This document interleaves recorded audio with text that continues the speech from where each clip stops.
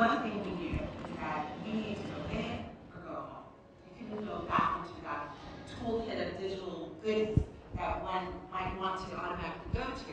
We had to really think out of the box. When we started talking about the companies that we needed to partner with to help us go big, we obviously looked to the big players in the digital space, such as Microsoft, Google and YouTube, Facebook, our sister companies from the News Corp family of MySpace.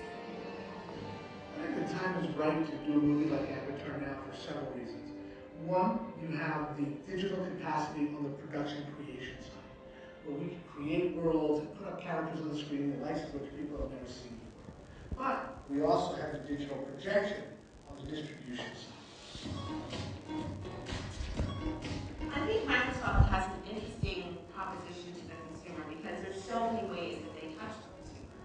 There's obviously the portal site, which internationally is very important. But then they also have the Xbox platform and Xbox Live, and they have ways for us to reach that consumer that may not necessarily be watching television. And lastly, there's of course the Windows Media mobile platform, which is something that we experimented with in 5 countries for this piece. The way we chose to manage the content on Avatar, especially for the stage, was through a database system that we created partnering with Microsoft Services using SQL and Light. We created something we call Gaia. Gaia was really the hub of everything that we did down on the stage. Every tape was fed into Gaia. The information, the time of day, who was in it, what assets were being used. And then Gaia would send out to others workflow information, saying, okay, you computer artist, you now need to work on this shot. Go access it, pull it out. That was our repository. That was the backbone of the production. Thanks to creating that DAM with Microsoft, we were able to share our assets with partners in video gaming, with partners in consumer products, with partners in home entertainment and marketing throughout. It became a central hub that all these people were able to tap into for their use of our assets.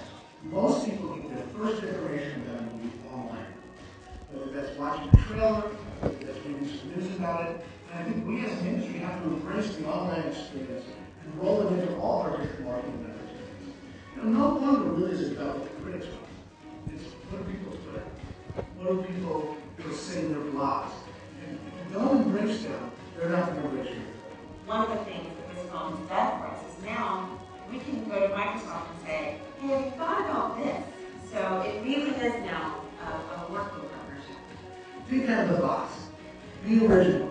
I think if advertisers and marketers think this way, they'll be successful in whatever campaigns they run. You know, people used to say things were beyond your imagination. With technology today, nothing's beyond your imagination. So on behalf of Jim Cameron and myself, I want to thank Microsoft for embracing Avatar and being a part of the journey with us from day one.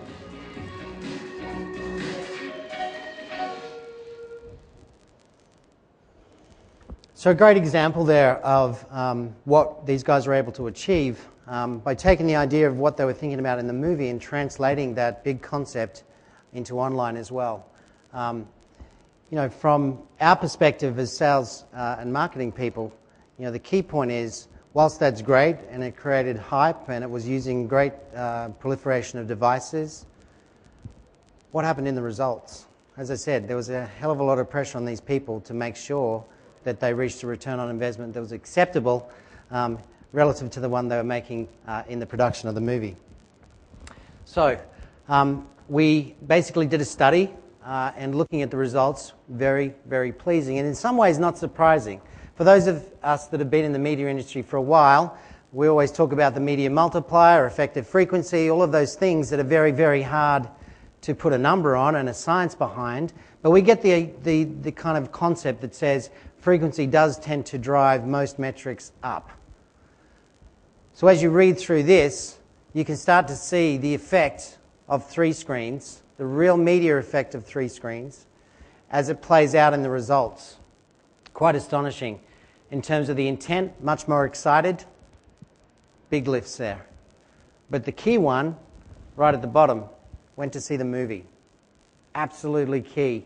And for those of you close to the movie business, you know, the launch phase is very tight and it has to work over that period of time. So you've got to not only create the hype, move that to a close very, very swiftly. And so we were super pleased to see these set of results coming up with it. At the time this was done, very high-risk campaign on 20th Century's behalf. There's a couple of other key things that came out of this campaign, and I wanted to spend, running short of time already, I wanted to spend a couple of minutes on a few other things that came out as part of this campaign, and also some things that we've been thinking about at Microsoft for a long time, and I wanted to share with this community to start thinking about as well. And this is this idea of natural user interface.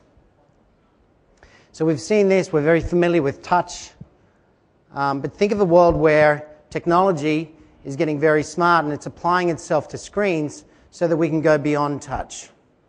Voice activation,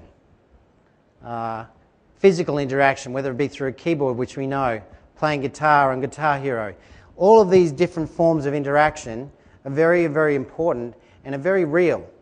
They certainly fueled some of the things that we're able to do in the campaign for Avatar, and they're certainly fueling a lot of interesting ideas, and you saw one from Ram previously in the way that they were using natural user interface to actually respond and drive, in this case, free ice cream.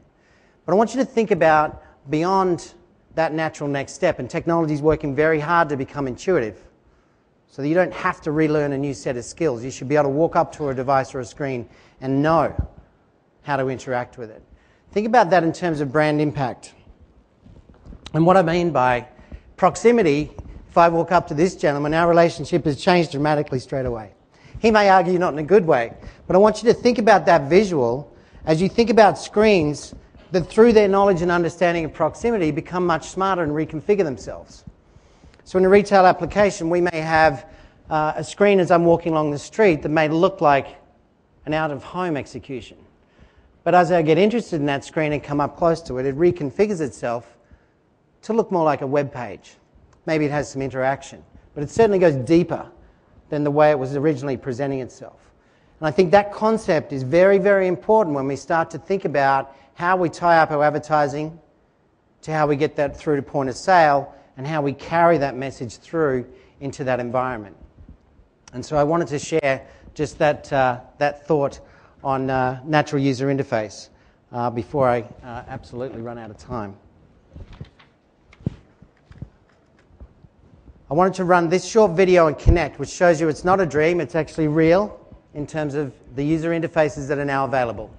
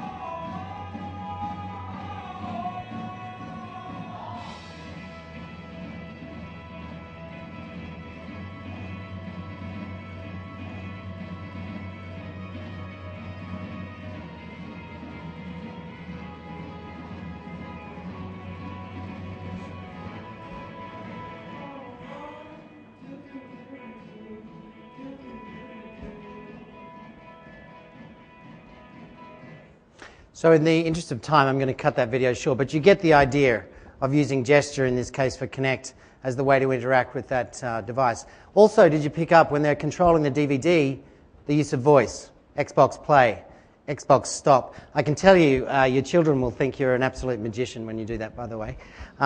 So I just wanted to show that that example that I'm talking about in terms of this natural user interface is very real, and the point of showing you Connect there. So I have 2 slides and I'm over time. So before I get booted off, 3 things to think about in terms of what I've talked about today. And the headline is Welcome to the End of the Beginning. It's significant. First, ad tech. Multiple screens does drive a serious media result. and does give rise to this ability to do multi-dimensional storytelling. And it also snaps into this consumer trend of wanting to have different devices at their beck and call in the way they wish to use them.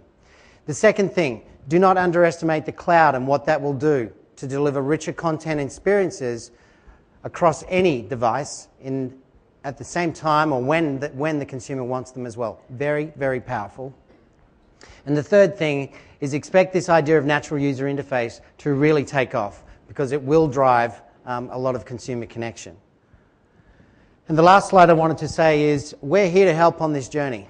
Microsoft has three different perspectives. We're a big software manufacturer, we're a big media publisher and sales house, and we're also one of the world's biggest marketers. And I won't dwell on that, but they are the three perspectives. We're happy to partner with you on that, and thank you very much for having me.